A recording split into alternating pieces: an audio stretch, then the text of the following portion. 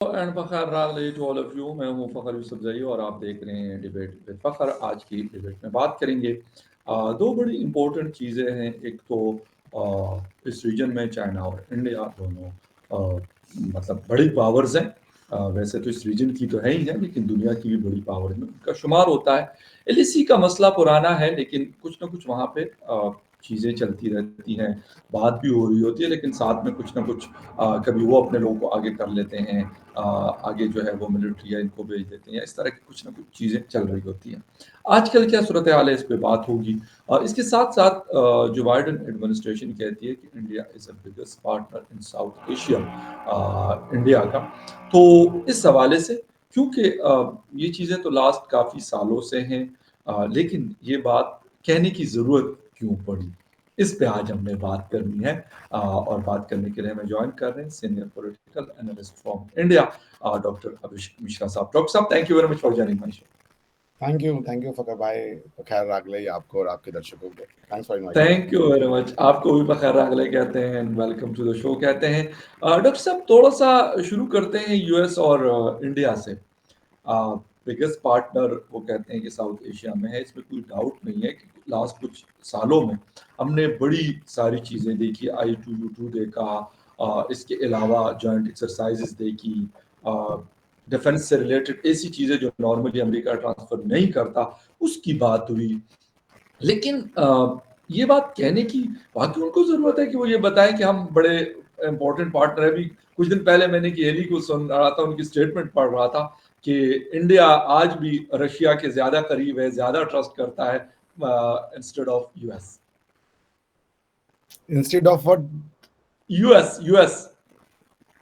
हाँ नहीं देखिए, जहां तक बात ये जिस कंटेक्स्ट में बातचीत की गई है फकर भाई, वो कॉन्टेक्स्ट है क्लाइमेट चेंज और जो सेमीकंडक्टर सप्लाई एंड चेन की बात चल रही है। और उन्होंने कहा कि साउथ एशिया में इंडिया हमारा सबसे बड़ा पार्टनर है।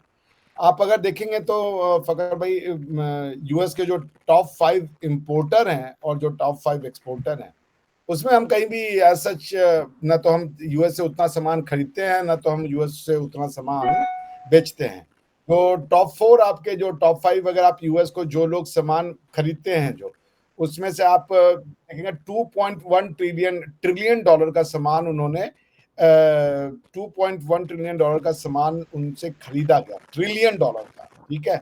और वो जो जो उसमें से मेजर थे वो थे कनाडा, जिसने करीब करीब 356 बिलियन डॉलर का सामान उनसे खरीदा। मैक्सिको ने 324 बिलियन का सामान खरीदा डॉलर का। चाइना 150 बिलियन डॉलर का। जापान 80.2 बिलियन डॉलर का। यूनाइटेड किंगडम 76.2 बिलियन डॉलर का। यूएस से यूरोपियन यूनियन ने टोटल 350.8 बिलियन डॉलर का वो सामान खरीदा गया। यूएस का जो इंपोर्ट था वो अराउंड वो टोटल 3.2 ट्रिलियन डॉलर का था। यानी यूएस में भी एक्सपोर्ट्स से जो उनका एक्सपोर्ट है वो कम है और इंपोर्ट उनका ज्यादा है। यानी कि 2.1 ट्रिलियन डॉलर का वो सामान एक्सपोर्ट करते हैं और 3.2 ट्रिलियन डॉलर का सामान वो इंपोर्ट करते हैं। और उनके जो सबसे ज्यादा इंपोर्टर है, जो सबसे बिगेस्ट इंपोर्टर है जिससे यूएस इंपोर्ट करता है, वो चाइना है। फिर उसके बाद मैक्सिको है। चाइना उनको 536 बिलियन डॉलर, 550 बिलियन डॉलर का एक साल में चाइना माल बेचता है अमेरिका को, सोचिए आप। और मैक्सिको जो है वो 450 बिलियन डॉलर का सामान बेच रहा है।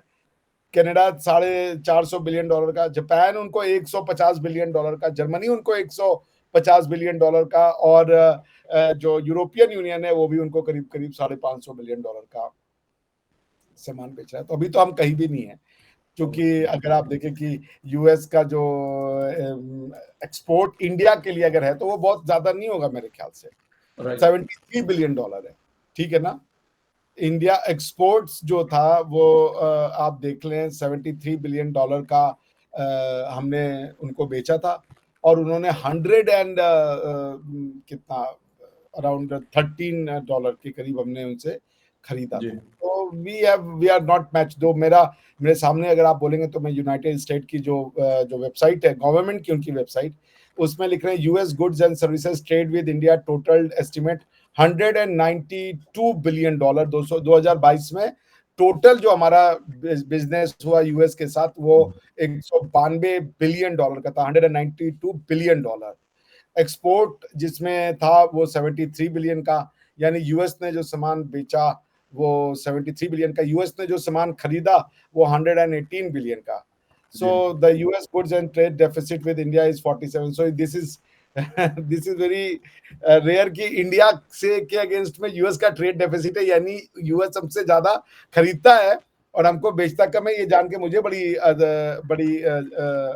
जिसे कह लीजिए अचंभा हुआ मुझे कि we are selling more to US than to any other country. But खैर ये जो उनका क्लाइमेट चेंज और सेमीकंडक्टर वाले कॉन्टेक्स्ट में ये जो उनका स्टेटमेंट आया है, इसमें यूएस कह रहा है कि we are planning to invest ताकि इंडिया में जो क्लाइमेट चेंज को कम्बैट करने के लिए जो एसेंशियल टेक्नोलॉजिकल नो हाउ है वो मिले, और उसको वो आईसीईटी के नाम से वो उसको बोल रहे हैं।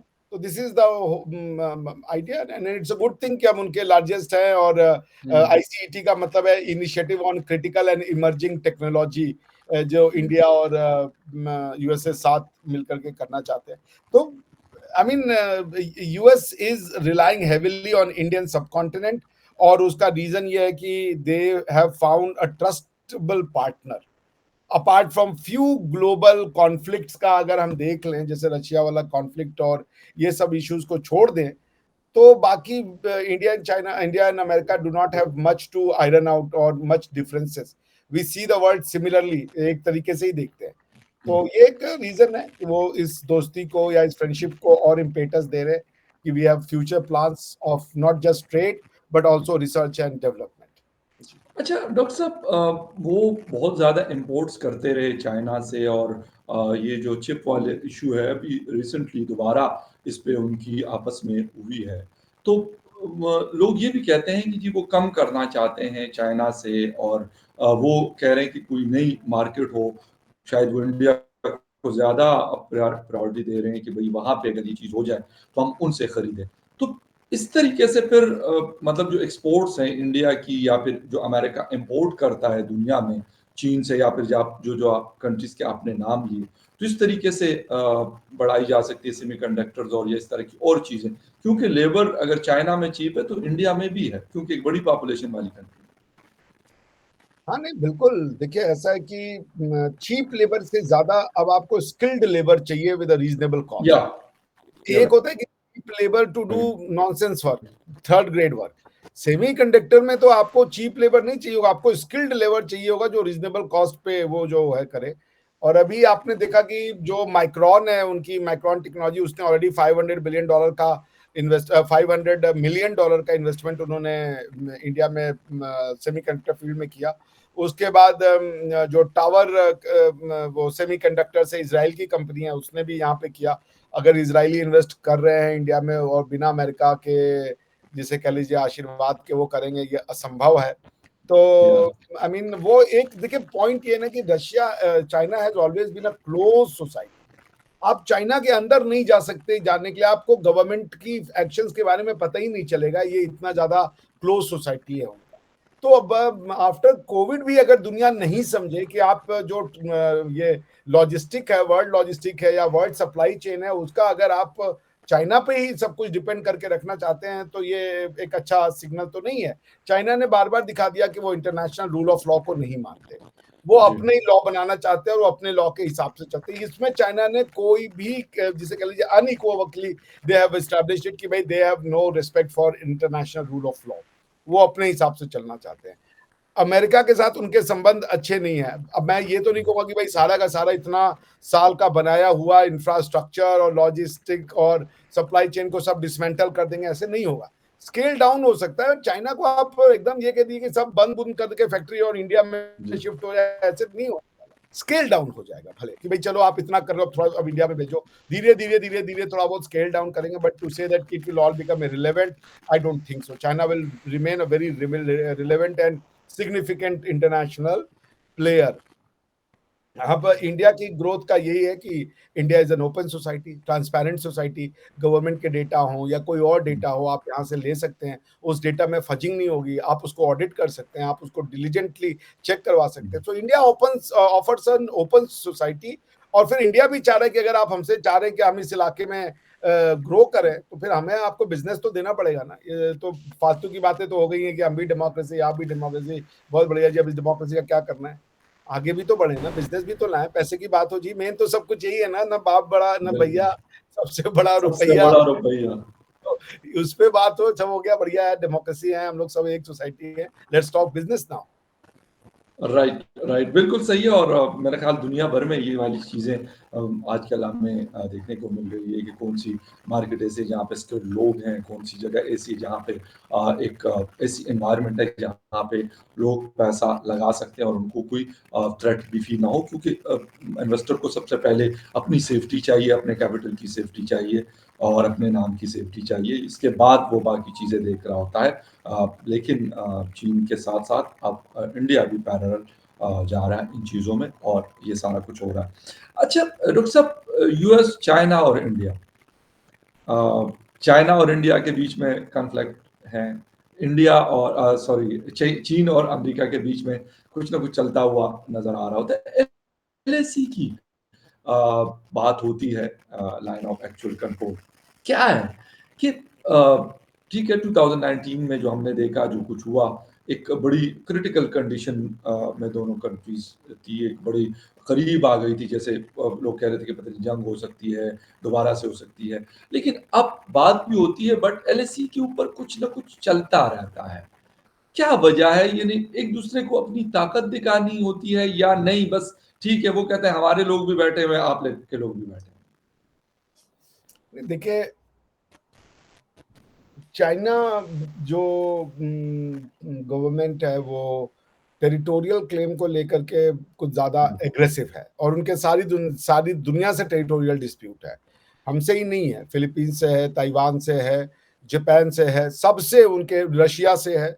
किस रीजन में चाइना का वो नहीं है? व्लादिवोस्तोक पे वो क्लेम ठोकते हैं, वो जो आइलैंड्स है फिलीपीन वाले उस पे क्लेम वो ठोकते हैं, पूरे के पूरे ताइवान को वो बताते हैं कि इंडिया है, चाइना है। तो बॉटम लाइन है कि चाइना एक एक्सपेंशनिस्ट कंट्री है, अगर अब मोदी जी की भाषा में कहा जाए तो ये एक एक्सपेंशनिस्ट कंट्री है। ये अपने टेरिटरी के दायरे को बढ़ाना चाहती है। ये जो टेरिटोरियल इंटेग्रिटी और डीकोलोनाइजेशन वाला हिसाब किताब है, ये इसको नहीं मानते। तो आप इनका जो बिजनेस मॉडल भी देख लें, ये दुनिया भर में जाते हैं, वहां पे लोन देते हैं, फाइनेंस जो देते हैं वो कोई इन्वेस्टमेंट के नाम पे नहीं करते। भाई इन्वेस्टमेंट और लोन में क्या होता है, बहुत बेसिक सा अंतर आप बता दें। इन्वेस्टमेंट का मतलब है मैंने कंपनी बनाई, मैंने कहा यार फकर भाई मैं कंपनी डाला हूं, ये बढ़िया बिजनेस आइडिया, आप आ जाओ। आपने कहा ठीक है यार मिशा जी, ये लो हमारे आ गए जी 50 लाख रुपए। अब अगर वो डूब गई मेरी कंपनी, तो भाई आप भी डूब गए। फिर इन्वेस्टर का यही मतलब है कि अगर कंपनी डूबी तो इन्वेस्टर डूबा, लेकिन अगर बिजनेस चल गया तो फिर आपका चल गया भाई, आप 50 लाख के 50 करोड़ कमाओगे, ठीक है ना। चाइना ये नहीं कहता, चाइना कहता जी ना ना ना ना, हम इन्वेस्टमेंट नहीं करेंगे, ये 50 लाख डुबाने के लिए हम नहीं ला रहे हैं, ये लो जी लोन। और उसके बाद अगर ये बिजनेस नहीं चला तो फिर हम तुम्हारी सारी प्रॉपर्टी और एसेट जो होता है उस पर हम अपना कब्जा कर लेंगे, ठीक है ना। एक एसपीवी बनवाई जाती है, उस एसपीवी मतलब स्पेशल पर्पस व्हीकल होता है उस बिजनेस को कैरी आउट करने के लिए। उसके बाद उसके कुछ असेट्स होते हैं, वो सारे के सारे असेट्स अगर आप लोन में डिफॉल्ट कर जाते हो, चाइना ले जाता है। सिंपल एज दैट, बड़ा सिंपल मॉडल है उनका लोन फाइनेंसिंग का। सारी दुनिया में ऐसे नहीं होते हैं, जैसे अमेरिका है वो ग्रांट्स दे देते हैं, आईएमएफ ग्रांट देता है। ग्रांट और लोन अलग अलग चीजें होती हैं। ग्रांट इन एड भी होता है कि कहीं होता है कि लोन भी दे रहे हैं तो वो इतने कम दर पे देते हैं कि चलो ठीक है। That's not how China works. तो पॉइंट वही है कि चाइना जो है वो एक एक्सपेंशनिस्ट कंट्री है, वो एक्सपेंशन चाहता है, वो कंट्रोल चाहता है दुनिया पे। और उस कंट्रोल का दो मॉडल है उनका, एक तो इकोनॉमिक कॉलोनाइजेशन कि लोग कंट्रियों को उधार दो, उधार के बाद उनके एसेट्स के ऊपर कब्जा कर लो, लीज ले लो, वो आपकी कंट्री आपके कब्जे में आ गई। दूसरा है टेरिटोरियल क्लेम्स कि अब वो गांव एलएसी के पास गांव बसा दो, वहां पे लोगों को वो रख दो कि वो करे। अब इंडिया में ऐसा हो नहीं सकता, क्योंकि इंडिया एक डेमोक्रेटिक कंट्री है। अब इंडिया जो ये नहीं कहेगा कि यूपी और बिहार के और पंजाब के हरियाणा के लोगों को ले जाके कश्मीर में बसा दे या ले जाके लद्दाख में बसा दे, क्योंकि यहाँ के लॉ प्रोटेक्ट करते हैं उनके लोकल लैंड को, लोकल कल्चर को। तो आप अगर वहां लेके जाएंगे तो वो फिर लीगल सूट आने लगेगा, सुप्रीम कोर्ट में मामला आ जाएगा, लोग धरने पे आ जाएंगे, गवर्नमेंट को बैकफुट पे जाना पड़ेगा। गवर्नमेंट उतनी पावरफुल नहीं है। जैसे कश्मीर में इतना हमारे ऊपर इल्जाम लगता है डेमोग्राफी चेंज हो रही, डेमोग्राफी चेंज हो रही, डेमोग्राफी चेंज हो जाती तो प्रॉब्लम ही नहीं होता। आज तक एक आदमी भी कश्मीर में जाके सेटल नहीं किया इंडियन गवर्नमेंट ने। वो यही लद्दाख में भी, लद्दाख में भी नहीं सेटल करते क्योंकि वो लोकल कस्टम्स भाषा उसका वो करना रहता है। That is what federal arrangement. अगर आप करना भी चाहेंगे तो लोग सारी स्टेट्स जो है वो पहुंच जाएंगी आपका वहां पे, स्टेट जो है सुप्रीम कोर्ट में। तो आपको स्टेट को, जैसे आज ही सुप्रीम कोर्ट का एक डिसीजन आया है जिसमें उन्होंने इलेक्टोरल बॉन्ड को, इलेक्टोरल बॉन्ड गवर्नमेंट 2018 में लाई थी टू फाइनेंस इलेक्टोरल पार्टीज कि कैसे उनको चंदा दिया जाएगा, उस पूरे के पूरे चंदा को सुप्रीम कोर्ट ने कहा ये तरीका गलत है। अब मैं वो डिसीजन पढ़ा नहीं हूं, जब मैं पढ़ूंगा तो बाकी की बात करूंगा। तो बॉटम लाइन क्या है कि ये चाइना तो कर सकता है फकर भाई कि अपने लोगों को कहीं सेटल करा दो, ये करवा दो, मेनलैंड सिटी से ले जाके लोगों को कहीं और दो। इंडिया में ये पॉसिबल नहीं है। तो इंडिया भी इसको कैसे काउंटर करेगा, वो क्या होगा, वो इंडियन गवर्नमेंट की जो मिनिस्ट्री ऑन वो कैबिनेट सेक्रेटरी होंगे वो लोग डिसाइड करेंगे, या कैबिनेट कमेटी ऑन सिक्योरिटी जो होगी CCS, वो देखेगी कि how the matter goes. Right. अच्छा डॉक्टर साहब, हम ये देखते हैं, बहुत सुना भी हमने कि अमेरिका का चाइना के साथ है तो वो कहते हैं कि डायरेक्टली तो हमारा शायद इतना मतलब आसान नहीं होता। लाजमी सी बात है, अगर किसी के साथ आपने कुछ करना होता है तो उसके करीब जाया जाता है। तो ये भी बातें हमने सुनी कि जी इंडिया के साथ इसलिए भी अमेरिका वो कर रहा था या कर रहा है कि उनको चाहिए चाइना के ऊपर प्रेशर डालने के लिए और ये सारा कुछ करने के लिए। तो do you agree with this कि वाकई ऐसा है कि अमेरिका तो चाहता होता, मैं ये नहीं कहता कि अमेरिका की पॉलिसी रही है बहुत सारी जगहों पे दुनिया के हमने देखी, लेकिन इंडिया की पॉलिसी ये वाली नहीं है। कौन वाली पॉलिसी? आपकी आवाज कट गई थी सर मैं ये कह रहा हूं कि किसी के लिए मतलब जिस तरह पाकिस्तान से वो अफगानिस्तान में जंग कर रहे थे अमेरिकन, बट इंडिया ऐसा नहीं करता, मतलब इस पॉलिसी में बात कर। देखिए अमेरिकन हिस्ट्री और इंडियन हिस्ट्री में तो अंतर है ना। इंडियन अपने घर के बाहर नहीं निकले और अमेरिका बस ही घर से बाहर निकल करके, ठीक है ना। तो वो भाई एक्सपेडिशनरी फोर्सेस दुनिया में बहुत कम रही हैं, या तो टर्क्स रहे हैं और या तो यूरोपियंस रहे हैं। या तो तुर्कों ने निकल के अपने घर से बाहर दुनिया को रौंदा है, या तो तुर्कों ने, या तो यूरोपियंस ने अपने घर से बाहर निकल के रौंदा है। दोनों ही कम्युनिटी ने रौंदा है। और कौन निकला घर से बाहर अपने? और कोई निकला ही नहीं। अफ्रीकन निकले क्या कि हम कॉलोनी बनाने आ रहे? नहीं बनाने आ रहे। अलेक्जेंडर निकला था यूरोप से, ये और या तो ये मंगोल निकले और ये लोग निकले। यही दो लोग कम्युनिटियां भैया जिन्होंने अपने घर को छोड़ा, दुनिया के घर में चले गए। तो ये उनके नेचर में है भाई।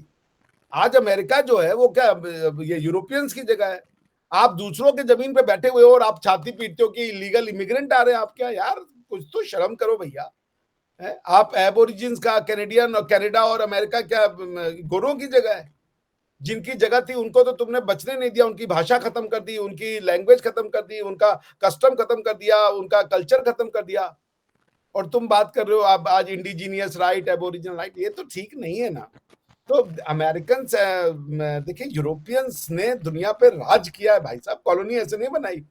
हमारे आपके घर में आ गए, 500-500 लेके आते तो इधर से 20-20 हजार जाते थे, उसको भी रौन देते थे। वो कहते क्या खा के आते थे लड़ने? भैया ये तो हमको नहीं पता। भाई जबरदस्त तो रहे होंगे ना। मैं नेपोलियन की वो पढ़ रहा था बहुत पहले, बायोग्राफी। सो नेपोलियन ने लिखा अपनी बायोग्राफी में फकर भाई कि जब वो इजिप्ट पहुंचा तो मामलुक करके वहां के फाइटर थे और बड़े फेरोशियस माने जाते थे। तो उसने कहा उनके फौज से आधी मेरी फौज थी, फिर भी मैंने इजिप्शियंस को लंबे लगा दिया। और बोला कि मुझे ये फीलिंग आई कि मैं ही जो हूँ वो प्रॉफिट हूँ। मतलब ही थॉट कि मैं ही, मुझे ही भेजा गया भाई इतनी बड़ी विक्ट्री के बाद। तो पॉइंट ये भैया, इन्होंने दुनिया को लंबे लगाया है। ये इनके नेचर में है, इनके स्वभाव में है। अब ये धीरे धीरे कम हो रहे हैं क्योंकि दुनिया तेजी से चेंज कर गई, ठीक है ना। उसके दो कारण थे। एक तो ये कि इन्होंने खुद के लोगों का माइंडसेट चेंज किया कि फोर्स नहीं करना है, फोर्स नहीं करना है, फोर्स नहीं करना है। तो जब आपने अपने सोसाइटी के लोगों को लाइफ का मतलब दिखा दिया, लोग अपनी 70-80 साल की जिंदगी को जीना चाहते हैं, मरना नहीं चाहते। पहले ये था कि लाइफ जीने के तरीके में ही मरना था कि लूटपाट करते करते अगर जी मिल गया तो खा लिया, नहीं हुआ तो मार गए, ये ऐसा माइंडसेट था। पर अब आज आप वेलफेयर स्टेट की बात कर रहे हो, हॉस्पिटल दे रहे हो, सामने वाले को पता है मैं डिस्को था सकता हूँ, मैं बिजनेस एम्पायर खड़ा कर सकता हूँ, मैं जीवन के ये आनंद ले सकता हूँ। पहले जीवन जीना ही कठिन था भाई। आपके पास खाने को नहीं होता था, तो लोग मारते मुरते थे, जो बच गया सो खा लिया, जो नहीं मिला। अब आपने सिविलाइजेशन इसी को तो कहते हैं, this is the distinction between बर्बरियत एंड सिविलाइजेशन। सिविलाइजेशन का मतलब है लोग लाइफ को वैल्यू करेंगे, और बार्बरिज्म का मतलब है कि वो लाइफ को वैल्यू नहीं, डिसरिगार्ड करेंगे। यानी कि हमारे आपके यहाँ पे पूरा का पूरा जो कॉन्स्टिट्यूशनल गवर्नेंस है वो ये कहता है कि एक आदमी का भी राइट टू लाइफ गारंटी होती है भाई। बार्बरिक सोसाइटी में आप राइट टू लाइफ को गारंटी कर सकते हैं? वो हंसेंगे आपके ऊपर, ये राइट टू लाइफ क्या होता है? उन्होंने कहा राइट टू सेल्फ प्रिजर्वेशन है जी, मेरे ये जो चलेगा, मेरे से नीचे रहना है तो बात करो तुम। तो पॉइंट ये कि वो बिल्कुल दुनिया को उन्होंने ठोंक ठाक के रखा हुआ है। अब दुनिया चेंज हो रही है और वो एक रियलिटी है, बिकॉज कि एक समय आया जब फोर्स का समय था, फोर्स से नहीं कर सकते आप, क्योंकि आप ही ने दुनिया को दिखा दिया, सिखा दिया। तो सबने न्यूक्लियर बम बना के बैठे हुए हैं, आ जाओ भैया आप नॉर्थ कोरिया से पंगे नहीं ले सकते। एग्जैक्टली। क्योंकि इसलिए नहीं कि नॉर्थ कोरिया बहुत पावर है, इसलिए कि आप अब अमेरिकन सिटीजन्स की लाइफ को वैल्यू करते हो। अमेरिका आज बोल दे कि हमें नहीं मतलब है, एक अमेरिकन मरे चाहे 150 अमेरिकन मरे, हम तो लड़ाकू कौम बनेंगे जी। तो वो इधर उधर 10 बार भी मारे, लेकिन वो नहीं मरना चाहते, क्योंकि वो एक एक अमेरिकन की जिंदगी के लिए लड़ते हैं। So that change speaks a lot ना। तो इंडिया ने, वो दुनिया में लड़ने आते थे और दुनिया से उन्होंने लड़के यही देखा कि कोई युद्ध जीतने का पैरामीटर ही चेंज हो गया। आज आपका जो meaning of the victory of the battle कुछ और है ना। आज विक्ट्री की बैटल तो ये नहीं, जैसे आप इराक में अमेरिका जीता या हारा आज तक समझ में नहीं आया। सद्दाम हुसैन तो हट गए, लेकिन मिला क्या तुमको? आज वो गवर्नमेंट भी वहां पे आप ही के परेशानी का घर है, आईएस का जन्म मिल गया। आपने आप अफगानिस्तान में जीते या हारे समझ में नहीं आया, सब कुछ छोड़ छाड़ के ही भागना पड़ा। तो अगर आप ये कह रहे हो कि ऑब्जेक्टिव है, उस ऑब्जेक्टिव को अचीव करने को हम मिलिट्री विक्ट्री मानते हैं, तो उसके लिए तो आजकल बूट्स ऑन द ग्राउंड चाहिए ही नहीं। तो Indians and Americans have different mindset भैया। हम डिफेंसिव लोग हैं। आप इंडियन से कहिए कि वहां जाके मार के आओ तो कहेगा नहीं पहले बात कर लो यार, पहले देखो कहां से कुछ मामला पीस में आ जाए। और उसका रीजन ये, मैं महाभारत, आप देखिए महाभारत में युद्ध का वर्णन है, लेकिन महाभारत का युद्ध का जब भगवान श्री कृष्ण थे, वो गए दुर्योधन के पास, उन्होंने कहा यार सुनो, क्यों लड़ रहे हो? अपने भाइयों को आधा हिस्सा दे दो राज्य का, खत्म करो लड़ाई का, क्यों लड़ाई करना है? और दुर्योधन ने कहा मैं एक सुई के नोक के बराबर जमीन नहीं दूंगा पांडवों को, आप क्या बात करने आ गए यहाँ पे? तब उन्होंने कहा कि दो न्याय यदि तो बाधा दो, उसमें भी यदि बाधा हो तो दे दो केवल 5 ग्राम, रखो अपनी भूमि तमाम, हम वहीं खुशी से खाएंगे, परिजन पर अस्त्र ना उठाएंगे। अस्त्र का मतलब परिजन के ऊपर वो नहीं उठाएंगे। कह रहे कि तुमको अगर न्याय की बात करो तो आधा दो, अच्छा आधा भी नहीं दे रहे तो चलो 5 गांव दे दो, एक पांडव के ऊपर 1 गांव दे दो, 5 भाई हैं 5 गांव दे दो, वहीं खा लेंगे भैया, तुम रख लो। ये माइंडसेट है इंडियन का।